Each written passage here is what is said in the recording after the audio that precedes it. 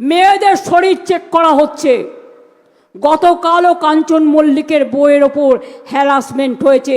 Check করার নামে মেয়েদের ব্যাগ খুলে ব্যাগে কি কি আছে, এমনকি মেয়েদের ব্যবহৃত জিনিস লজ্জা লাগে বলতে সেগুলো পর্যন্ত টেনে টেনে বার করে অসম্মান করা হয়েছে। কয়েকদিন আগে আমার ভবানীপুরেরও একজন বয়োজ্যেষ্ঠ মহিলা, খুবই বর্ধিষ্ণু পরিবারের মহিলা, আমি শুনলাম তাকে হ্যারাস করেছে তার গাড়ি খুলে।